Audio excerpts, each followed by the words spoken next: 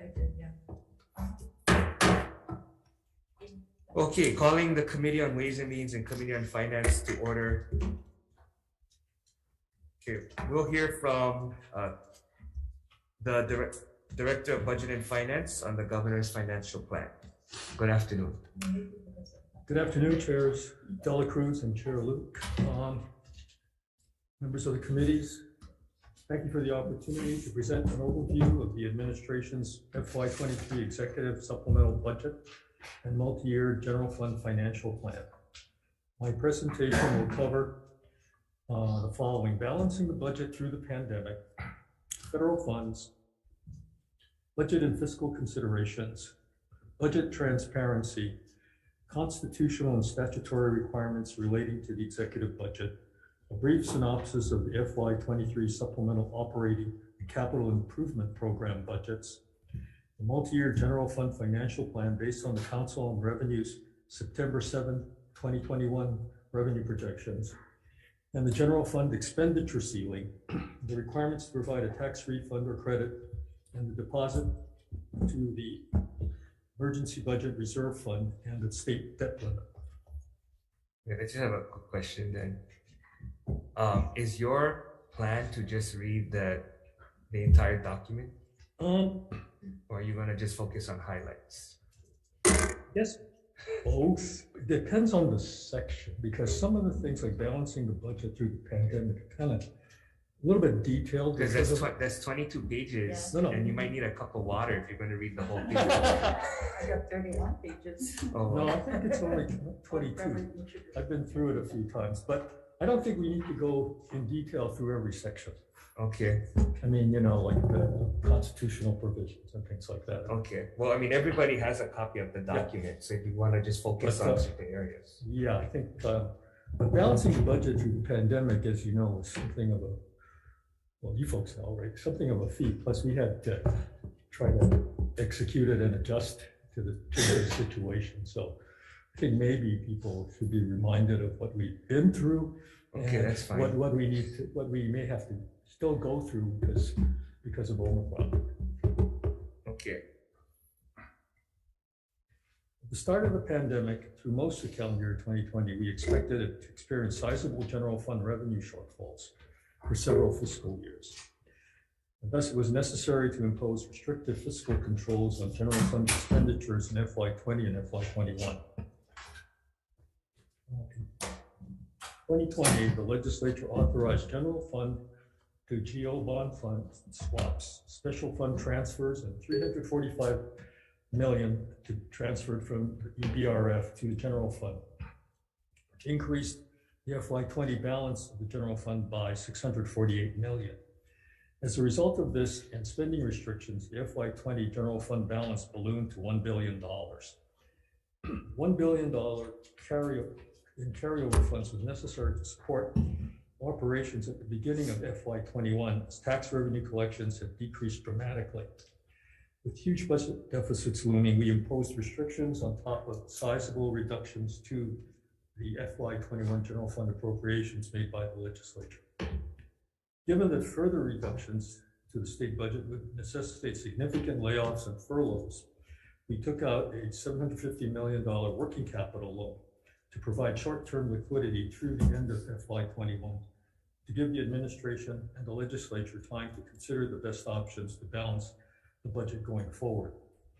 The loan will be repaid over 5 fiscal years. As we approach the fiscal biennium 2021-2023 executive budget, we were looking at an estimated annual general fund revenue shortfall of $1.4 billion.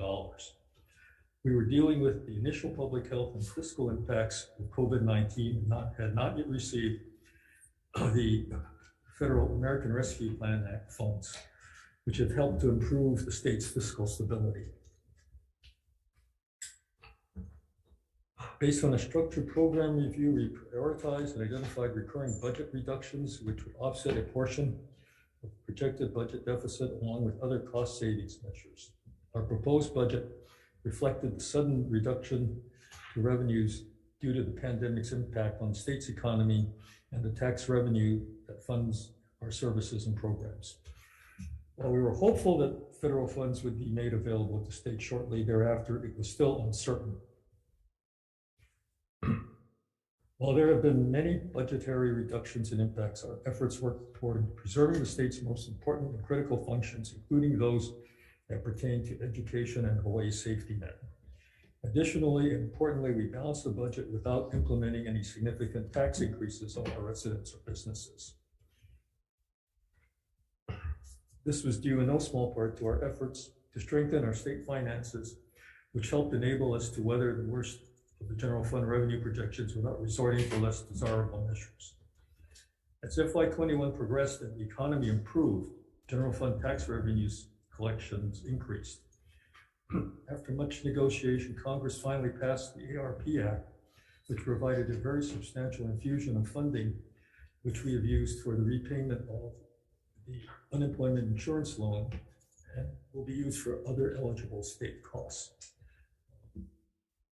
Ultimately, in FY21, showed positive general fund tax revenue growth and ended with a general fund balance of approximately $1.25 billion. Current general fund tax revenue growth through the first 5 months of FY22 has been an astounding 27.3%. This was pre-Omicron. Given the improvement in the state's fiscal position, we must replenish resources for programs providing critical state services that were decimated by budget reductions. Essential positions and funding must be restored, in addition to providing sufficient funding for increases in essential operating costs, such as utilities and insurance.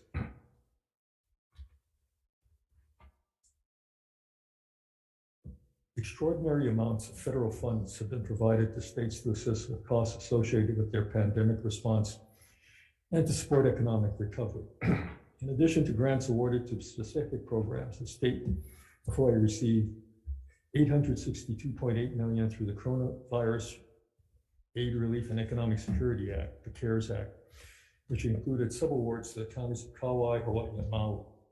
In April 2020, in addition, in March 2021, the ARP Act appropriated $1.6 billion to Hawaii for the Coronavirus State Fiscal Recovery Fund, $412.3 million to the DOE under the Elementary and Secondary School Emergency Relief Fund, ARP-ESSER, and the University of Hawaii received $40.7 million for student aid and $76.7 million for institutional support under the Higher Education Emergency Relief Fund.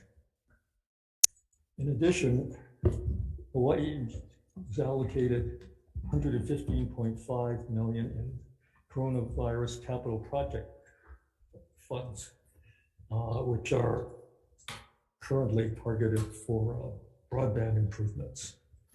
ARP-ESSER also imposed a maintenance of effort requirement that requires the state to maintain proportional levels of state support for education relative to the state's overall spending over a specified period. In this case, fiscal years 22 and separately fiscal year 23. Supplemental budget general fund increases for departments other than DOE and UH will trigger budget adjustments of over 40% for DOE and UH combined under the MOE requirement of ESSER-ARP.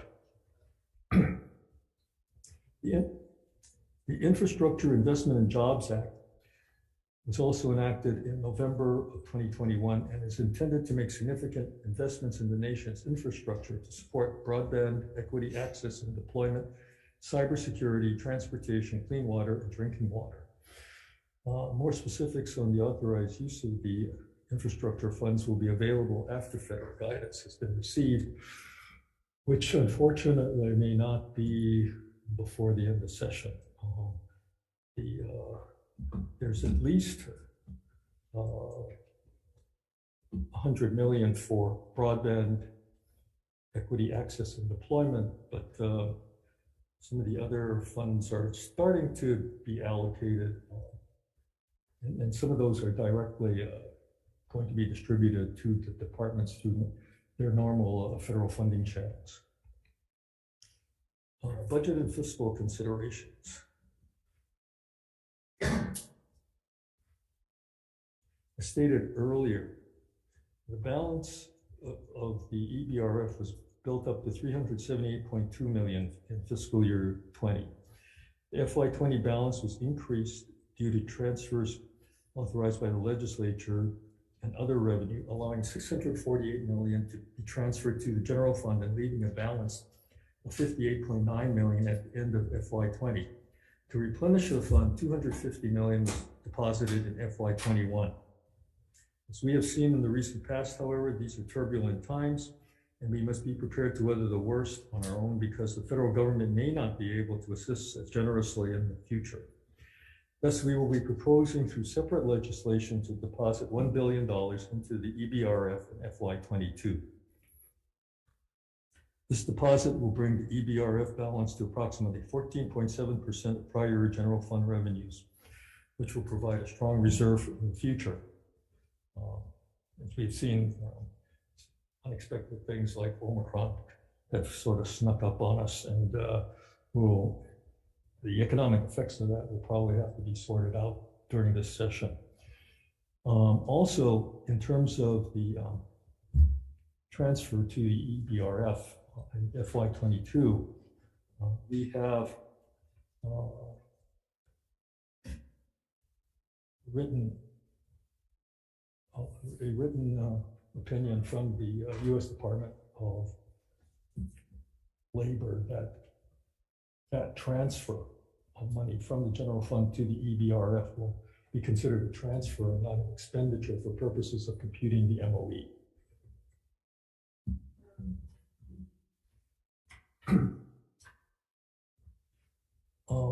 Prior to the pandemic, the state's collective credit rating for GO bonds from all three rating agencies was at the highest level it had ever been. Concerns regarding the state's economy due to the pandemic negatively impacted those ratings. However, prior to our recent $1.9 billion GO bond sale this September, two of the rating agencies improved the state's outlook. Moody's from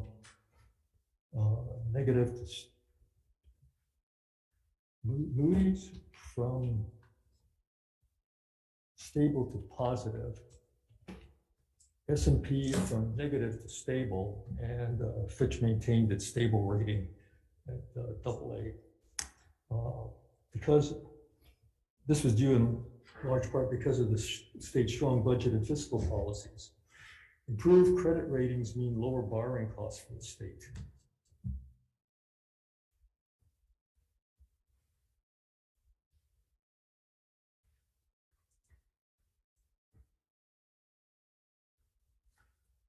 General fund tax revenue growth for the current fiscal year has been strong and consistently positive.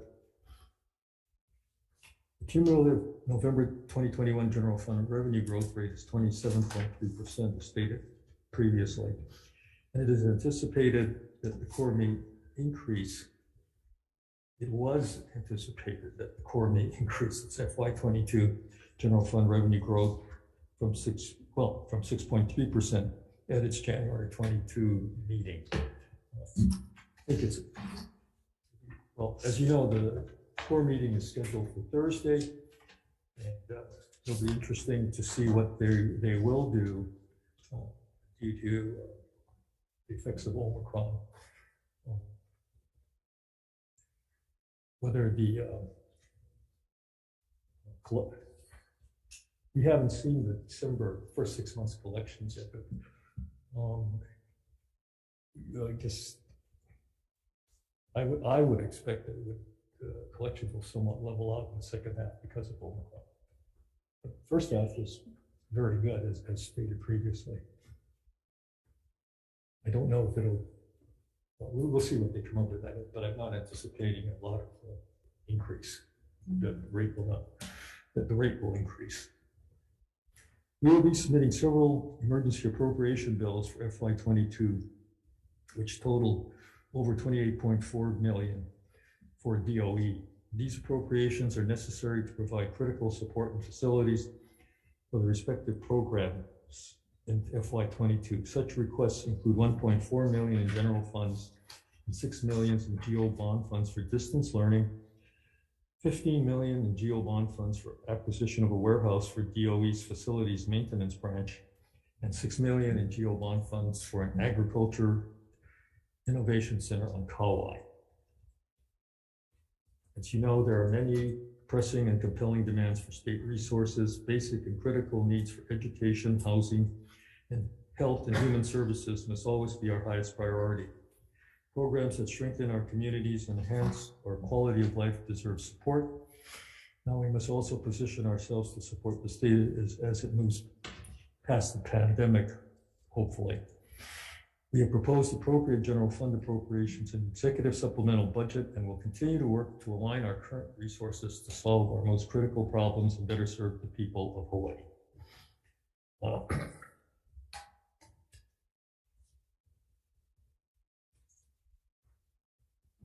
Section 37-74F HRS prohibits funds to be expended to fill permanent or temporary positions for the lowest grade of the program if the filling of that position causes the position ceiling for that level of the program to be exceeded with specified exceptions. Position ceiling is defined as the maximum number of permanent and temporary positions that an expending agency is authorized for a particular program.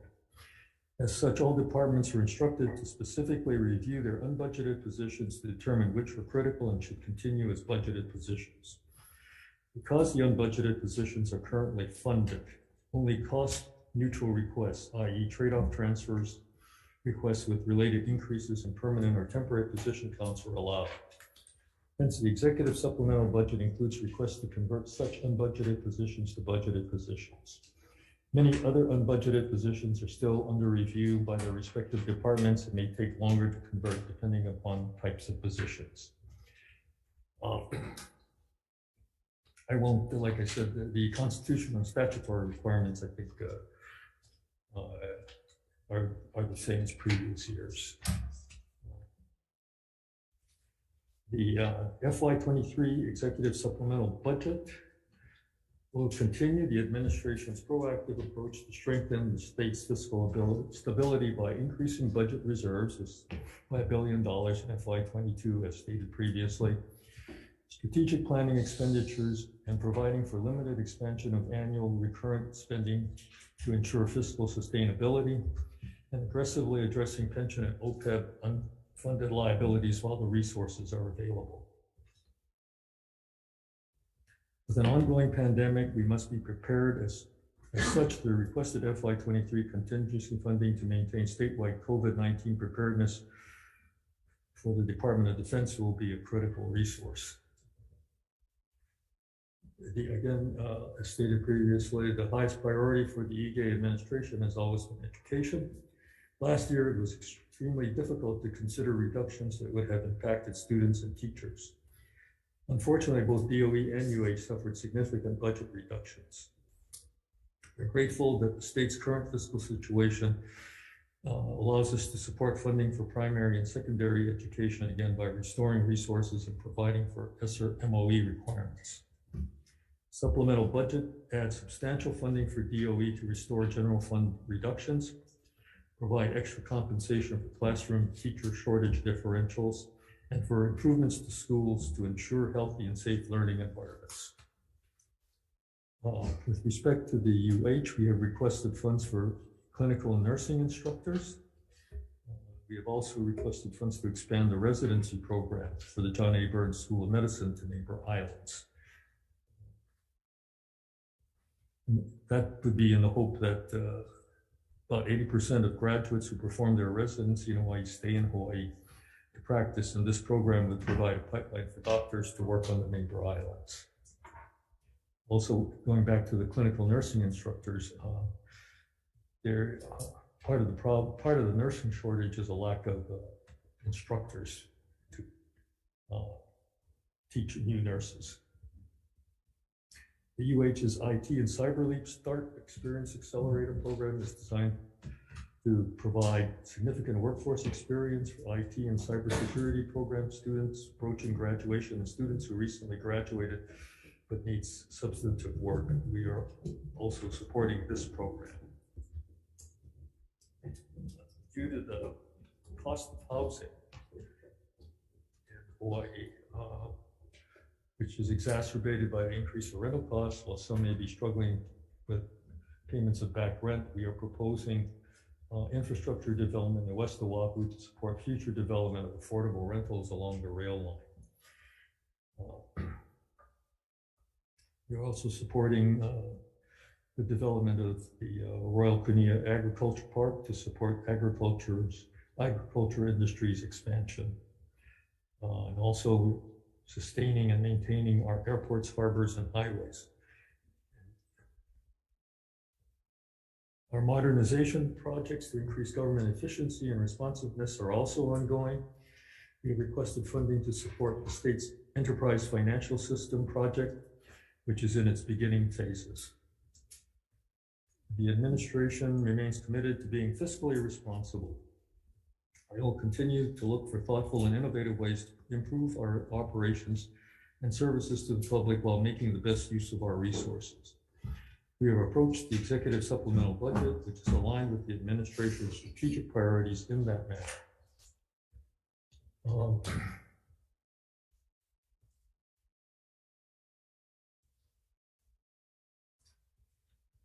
With respect to the operating budget, with respect to general funds for FY22, there are no proposed general fund adjustments to the operating budget. The current appropriation level and recommended general fund amount for FY22 is $7.664 billion. For FY23, total proposed general fund adjustments to the operating budget amount to a net increase of $942.3 million, or 12.2% more than the current appropriation level of $7.759 billion. The recommended general fund amount for FY23 is $8.7 billion.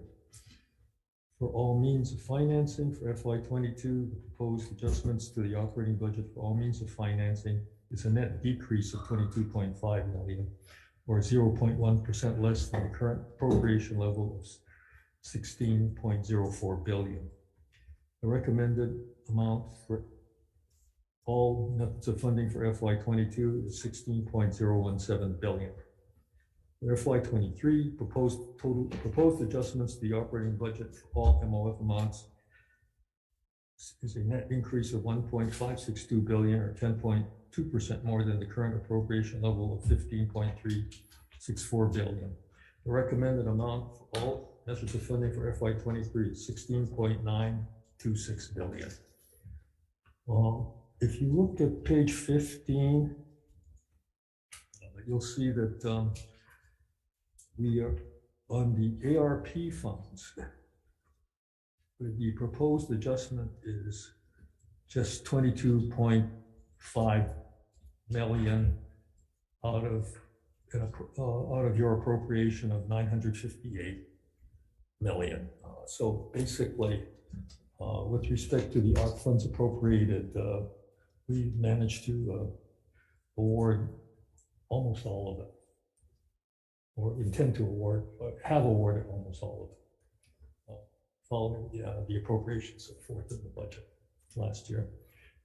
But on the but we're also proposing an increase in ARP funds of 71,932,550 in FY23.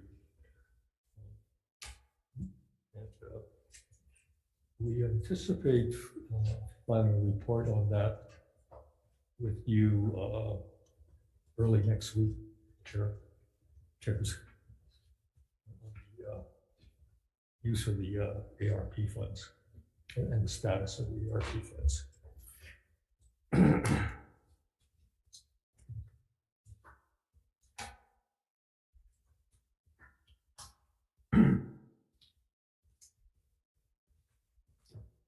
The department-by-department summary and highlights of what is contained in the executive supplemental operating budget can be found in the FY23 executive supplemental budget in brief that is available on BNF's website. With respect to the capital improvement program budget, for FY22, proposed total proposed CIP adjustments for GO bond funds is a net decrease of 2 million. And which is 0.2% less than the current GO bond fund and reimbursable GO bond fund appropriation levels of 984.8 million and 7.3 million respectively. For FY23, the proposed CIP adjustments for GO bond funds amounts to a net increase of 827.4 million, or 279% more than the total of the current GO bond fund and GOR bond fund appropriation levels of 291.1 million and 2.5 million respectively. The recommended GO bond fund and GOR bond fund amounts for FY23 are 1.121 billion and 2.5 million respectively. With respect to all means of financing for FY22, total proposed CIP adjustments for all methods of funding amount to a net decrease of 112.1 million, or 6.4% less than the total of the current appropriation level for all methods of funding of 1.759 billion. For FY23, total proposed CIP adjustments for all methods of funding amount to a net increase of 1.788 billion, or 192% of the current level for all methods of funding of 929.2 million. The recommended amount for all methods of funding for FY23 is 2.718 billion.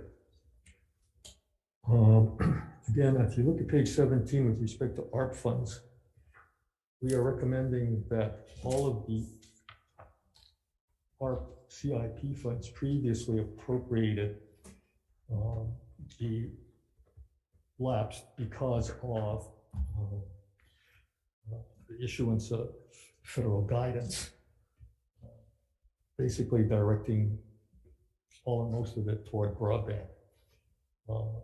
And then below that, we're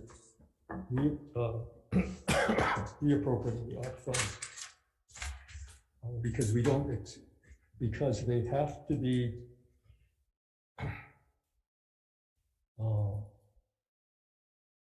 allocated pursuant to a plan approved by the U.S. Treasury Department, which doesn't expect to give us guidance until after session, basically.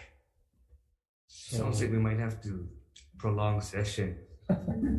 Well, but the way it is, you put all your proposed, you put together your plan. As I understand it, you've put together the projects and sequenced them in the plan, but they're saying they're going to, what guidance we do have says that they will approve it. Project. So, until we put together the plan, get it approved, it's going to be a little, you need to talk about how you want to do that during session, because it's pretty clear that we're not going to have it. We're not going to have it before in the session. We applied for a administrative amount of 5%. And we sent in our application, applied for an administrative amount of 5%, which is 5.7 million. And we are still awaiting the grant agreement. So we have not received the administrative money for the planning yet either. But we made our application that long time ago. Does that summarize your? Well, no. Going on to page 8. That summarizes my discussion of the the ARP CIP issue.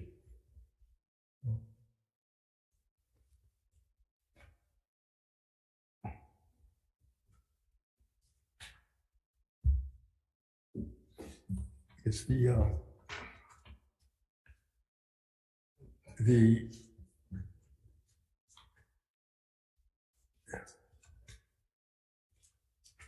financial plan is set forth on attachment 1. Basically, it shows a ending balance of an unaudited ending balance in FY21 of $1.25 billion. And at the end of FY22 of $851 million, after a $1 billion transfer to the EBRF. Also, I guess we're all awaiting the core meeting on January 6th. We're okay with the general fund expenditure ceiling. The tax refund or credit and deposit to the EBRF, I think will be covered by the transfer to the EBR. Well,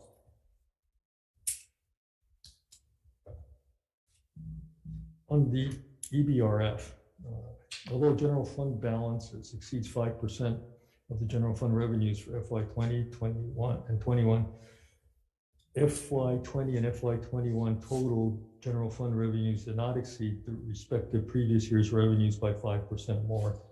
Accordingly, the 2022 legislature must provide for a tax refund or tax credit or make a deposit into one or more funds that serve temporary supplemental sources of funding in times of emergency, economic downturn, or unforeseen reduction in revenues, or appropriate general funds for the prepayment of either or both debt service or pension and OPEB or OPEB liabilities. We should meet the, if you're interested, we can go over it, but we should meet the debt limit coverages with the amount of, for the amount of CIP we're proposing.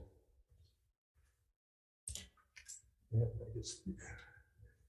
In summary, the FY23 Executive Supplemental Budget and Multi-Year General Fund Financial Plan reflect our continued commitment to manage the state's near and long-term obligations, meet federal and state mandates, and improve operations to efficiently deliver much-needed public services. You'll be hearing from the respective departments on details of their FY23 supplemental budget requests in the coming weeks. The EGA administration will work with you on a continual basis during the 2022 session deliberations on the executive supplemental budget and the multi-year general fund financial plan. Thank you again for the opportunity to make this presentation. Thank you for that exciting and informative presentation. Hey, this is. And if anybody's still awake, I'll call someone from the House. So last time we started with the Senate. I see Representative Hope. Thank you, Senator. That was a very thorough description of our budget. I had a very specific question to the carry forward trust holding account. Would you happen to know how much money is in that account? Ballpark?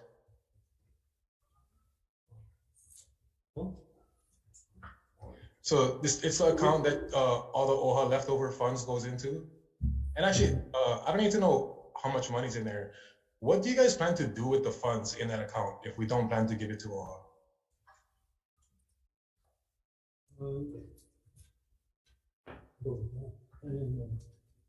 Well, Neil Miyahira, budget administrator. In order to move the money out of that account, we're going to have to revise the executive order. Right now, there's no way of moving the money out of the account the way the executive order is drafted. Yeah. What year is it from? 06. 06. 2006. So it has to be by executive order. We can't amend some kind of statute or okay, are we going to amend the executive order? There's considerations about, yeah, there's talk about doing it, but there's also various considerations that touching the executive order. So if we don't change the order, we're gonna let this $20+ million just sit in account for how long? And is there any legislative remedy to this? There were bills in past sessions to make adjustments to the contribution amount.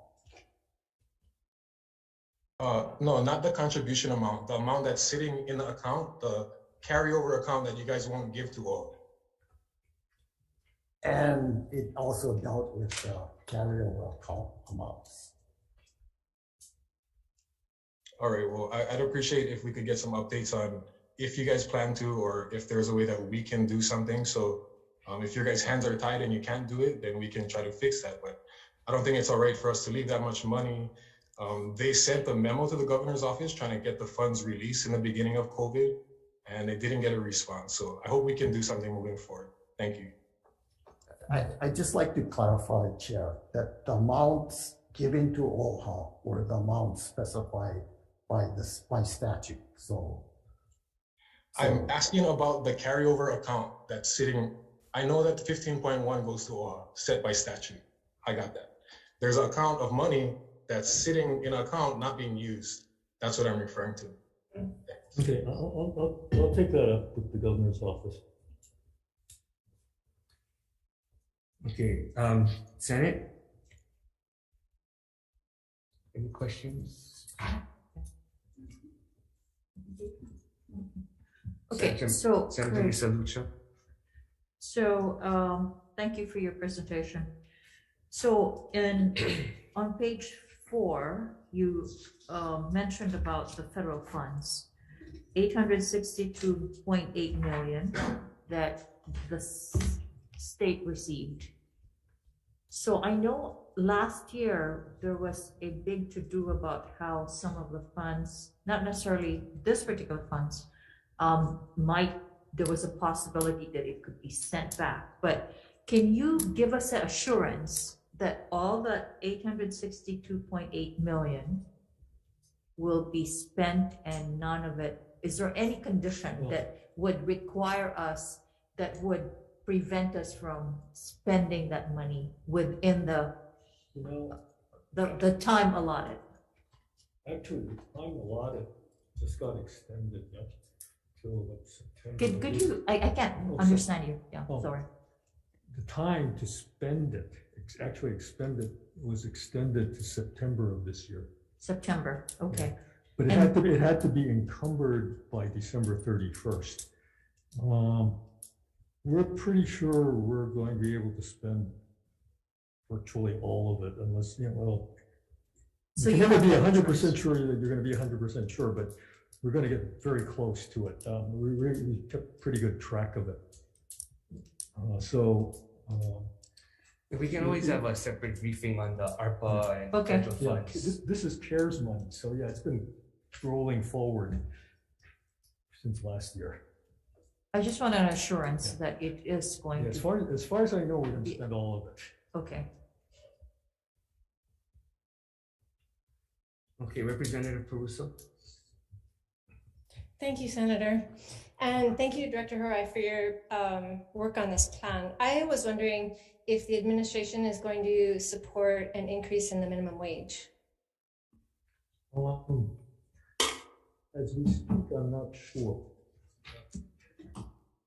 When will you be sure? When the governor has his state of the state, maybe. I'm just not sure. But Have you been having discussions about it? there's been discussions, yeah. Okay, so I guess we'll wait for the state of the state. Thank you. Senator Keith Agaran? Yeah, thank you. Director, I was curious. I think you made a statement that for the $1 billion transfer you're proposing for the rainy day fund, that you've gotten guidance that doesn't count towards the maintenance of effort requirements of taking the federal money. Is that right? For ESSER, yeah, for the ESSER, I think it was ESSER 2 maybe. But it's also true then, though, that any additional money we give to DOE or UH doesn't impact that either, right? It depends. Well, it won't have that great an impact.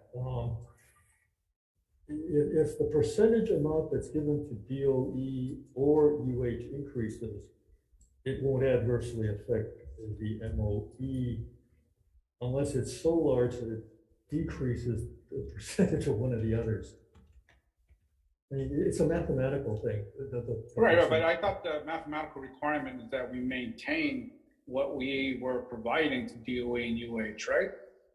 Percentage. So as long as we stay above that percentage, I mean, if we were to give more money to DOE or UH to increase their budgets for some reason, even if it came out of the $1 billion you're proposing to transfer to a rainy day fund, that would be allowed, right? Yes. Okay, Yeah. thanks. Okay. House member, Representative Martin. Thank you, Chair. I have a question that might be too specific, but if it is, maybe you could direct me to the right person to ask it to. Basically, you mentioned the funding for clinical nurse trainers. And I wondered, is that the nurses in the hospital that are training new hires? Because I've been contacted about how those positions have been converted to care during the pandemic, or is that something different? I'm not sure. But fair enough. Who would I contact? I think we can find an answer for you. Okay. Yeah, I just understand that there's a shortage, and so recently graduated nurses are unable to get jobs because the hospitals don't have anyone to supervise them. So I didn't know if this was addressing that problem or not. Thank you. I'm not sure. Yeah, let me find out, because we may be addressing that one separately. I gotta check. There are two parts of it. One is teachers, and one is like you say, teachers at the hospital too, clinical. I'll follow up. Thank you very much. Thank you, Chair. Senator Moriwaki. Thank you, Director Harai.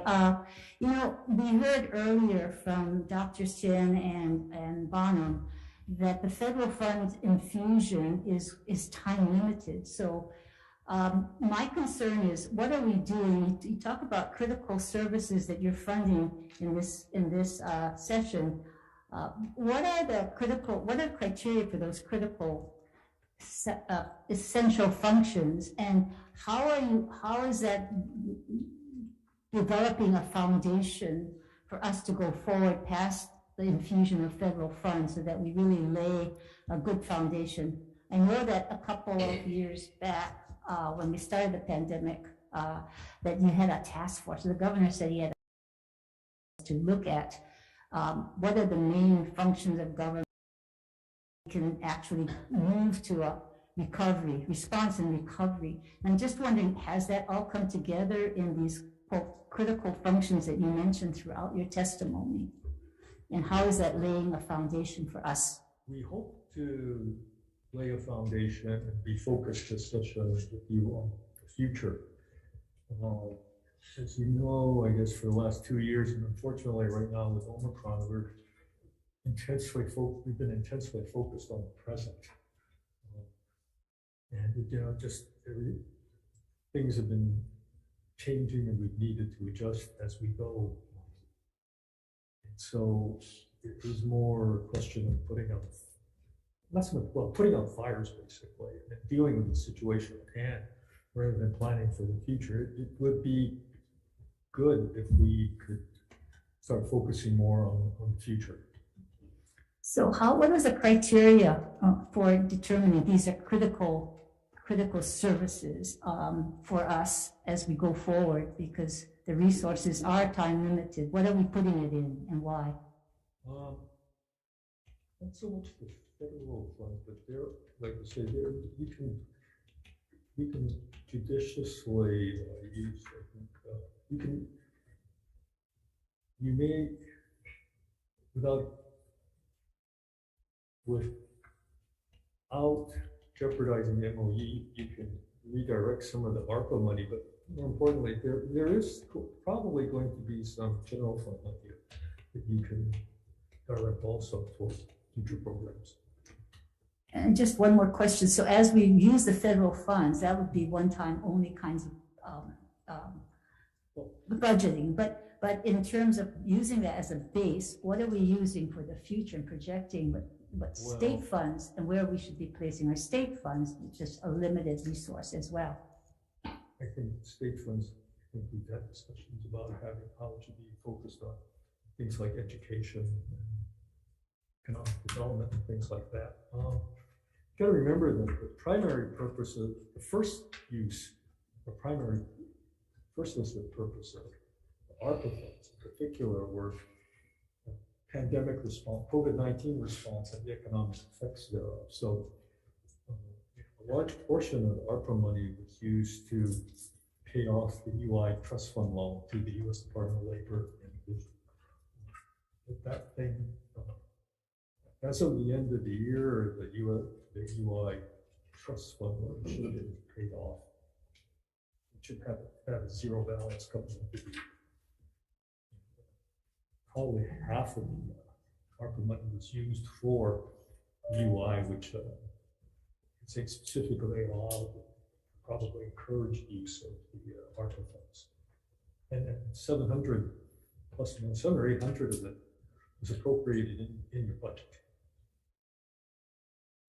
Thank you, Chair. Okay, I thought I saw Representative Valverde's hand up. No? Okay, Representative Peruso. Thank you, Chair, for letting me ask a second question. So, one of the real fundamental vulnerabilities that the pandemic has revealed is our overdependence on imports, especially of food. And over the course of the past couple of years, we've had a robust public discussion about farm to school and farm to state. And I'm wondering, I didn't see anywhere in your plan, and I haven't seen anywhere in the DOE's plan, any mention of using federal funds or state funds for budget requests to invest in our food services for the DOE. And today's article in the Civil Beat really pointed out the director of facilities or the assistant superintendent of facilities pointed out that we lack even the basic infrastructure to collect data from our schools. And I'm wondering if the administration has had that discussion, and if so, what was the consensus, or what conclusion did you come to? I think we have part of the there's an emergency appropriation for a facility to do. Right, I'm not talking about the centralized kitchen model. I'm talking about the other aspects, and in particular, central kitchen model is a separate conversation. But I'm talking about the data collection, and I'm talking about investing in our cafeterias and investing in our cafeteria workers. I think the administration is going to has been or will be submitting a report addressing the situation. There are a number of issues that departments have faced, including the Department of Education. And I think the report will cover some of that, and you can follow up with appropriate departments. Okay, well, I just, one last comment, sorry, Chair, but that plan or report came out from Food Services yesterday. So that's what I'm addressing. It was a 2-page report, which just reiterated everything we've already heard for 3 years. So I think I'm just expressing my frustration and wondering if the administration is grappling with this issue at all.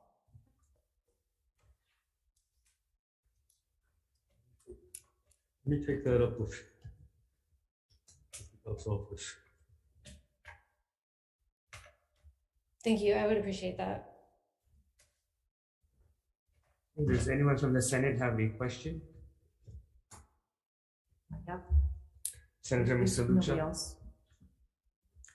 So, Director Uri, my takeaway from the presentation is that there's going to be a surplus of 1.25 billion on page 6.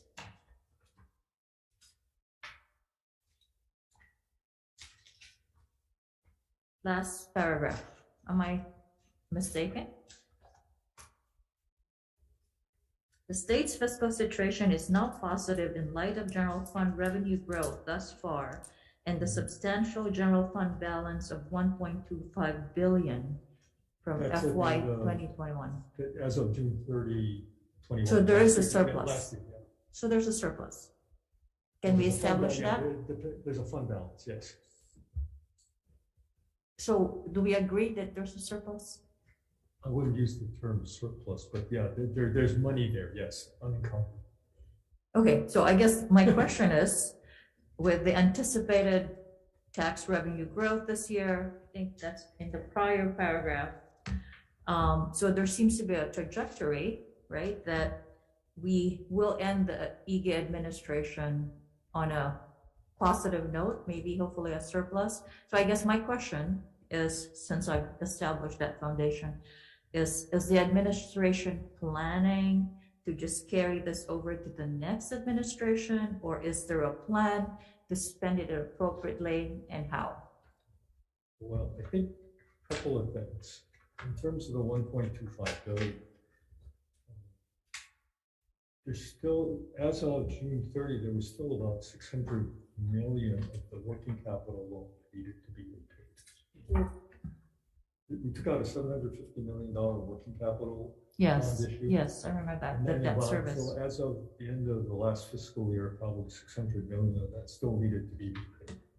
So you're planning to Well, pay no, that down? I'm just saying you should realize that that's a 5-year thing and it's built into the financial plan. Okay?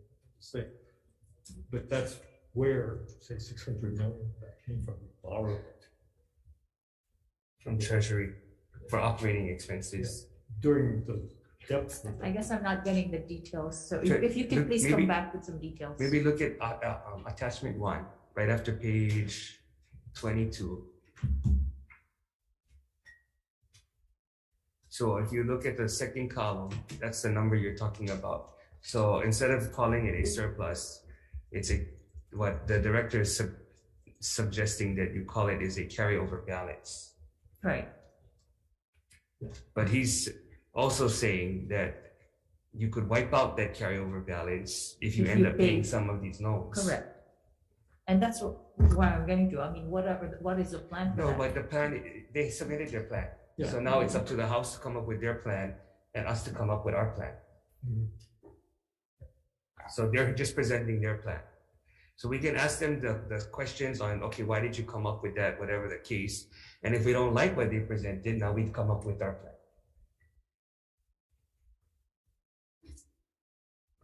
Okay, any questions from the House members? No? Any other questions from the Senate? Senator Favela. What's the current amount on the state's rainy day, the state's rainy day fund? What is The current balance? Yeah. It's about 300 million, 390, almost 320 at the end of 21. 320 million. is that the administration is proposed to return the pre-pandemic amount of the rainy day fund to the budget struggling over the period? So the question is, we're gonna meet the key period of the $1 billion state rainy day fund. Yes, Senator, we're planning to, we would like to increase the rainy day fund by $1 billion. This would give us about, it sounds like a lot, but it approximately gives us 6 weeks additional reserve. Yeah. Yeah. So if you look at the same attachment, after page 22, look on the because what you're talking about is column 1 at the bottom, right below, you see the dotted line, Mhm. the $319.5 million in the budget. And then what the budget administrator is suggesting is that if you look at the next column, they've increased it. So you can see the percentages change. It's the 1,006.4 up above other expenditures adjustments. That's the proposal. I mean, Yeah. to the extent that we can significantly increase the EBRF, it will also help on the bond rate. Yeah. And then we restore. And that's our the other reserves. reason why they like to keep a carryover, because it could affect the bond The bond rating rating. if the EBRF is so low. Yes, I understand. But if it was 378 million before, and you're making it $1 billion more, do we need that much unreserved? No, but without federal help, we were saying we were looking at a $1.4 billion revenue shortfall. Annually. 1.4? Really? Because if you remember this time, the other year, Yeah. there was no light at the end of the tunnel. We were basically shut down, revenues were shut down, no tourists, no anything. The only thing Congress passed was the CARES Act at that time. They were talking about ARPA, but that took a long time to get in, so we were looking at not having tourism, not having that, and having just to struggle way through. You folks did a lot of cutting in the budgets. What the budget basically proposes is to restore funding for a lot of the positions that were defunded and some of the operations, because,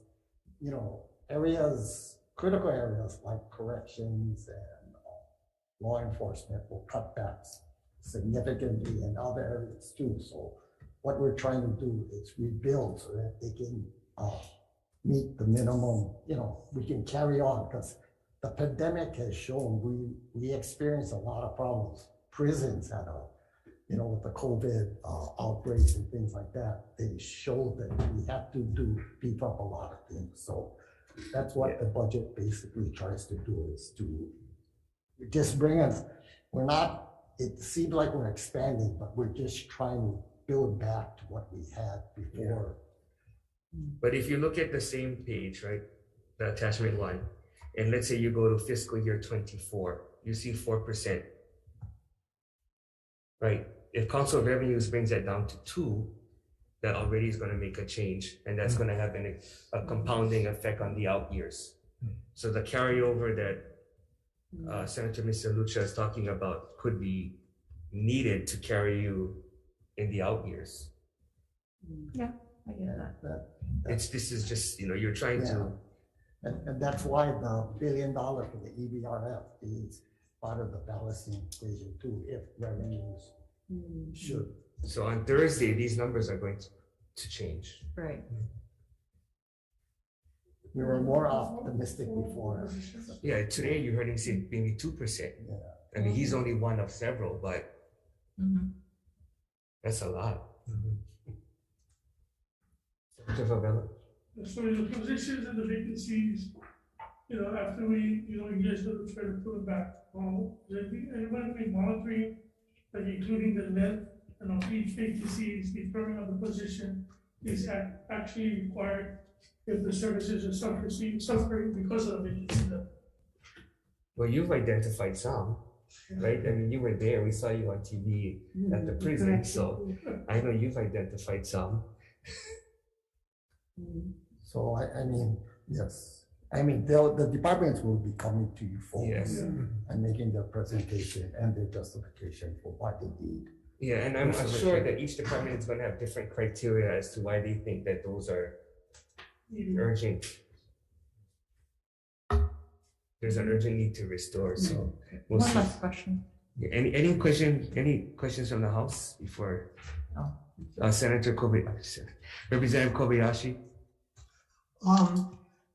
Director, it seems that the revenue growth that we can expect the council and revenues to certify 2 days from now is far greater than the 6.3% in your financial plan.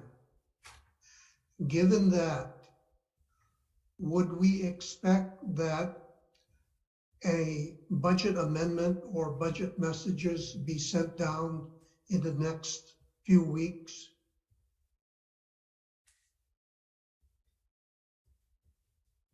I don't know if we're planning, I'm not aware of any budget messages as we speak. No, he's basically saying it's our problem. Okay. Yeah, plus I'm not so sure, I'm not so sure where we're going to end up on the revenue for the whole year because of all of that. I think you folks know that. I mean, the first half of the year was great. Second half is an open question. But Representative, if you're talking about a significant increase in projected revenues, we don't have plans at this time about submitting the stuff. But if you're talking about a significant decrease, we're going to have to go back to the drawing board and we look at our submission. Yeah. Especially in the out years, like you said, sure. Okay, Okay. so we can and- decide what to do with money if there is a significant increase in revenues, and you will help decide what to do if there is a significant decrease in revenue. Right, and also I think maybe Chair Delacruz alluded to it, some of the, how much of this revenue is actually going to be sustainable over the, years of the financial plan. Because you're saying, it's important that we maintain a positive ending balance of the year. Last question. Okay, last question for the Senate. So, Director Hirai, so I'm curious, and maybe you might know, what is, in terms of our obligations to union contracts, what is forthcoming in the next few years, and is that at all reflected in your projection here in the budget? I don't. Is there think any we're that's forthcoming in the immediate future? I don't think we're allowed to say anything. Yeah, no. Well, what we can say is this financial plan that you see on attachment 1 does not reflect. Yeah, Prospective okay. I won't, no, contracts. It but only I'm more reflects existing. concerned whether there is some that is forthcoming, I guess. Yes. That's, We have reopeners with the HGA. We still have. is it this year? For fiscal year 23, we have about 2 or 3 contracts that need to be negotiated for the whole period. Okay, thank you. That's all the information I need, just so that we know that there are some things that are unknown variables that we have to take into account. Yeah, so if we come up with a balanced budget, well, when we come up with a balanced budget, if there are other expenses that we are now legally obligated to pay, we just have to go back in the budget and cut to pay for those contracts. Understandable. Okay, any last question from the House? If not, thank you very much. Thank you. Adjourned.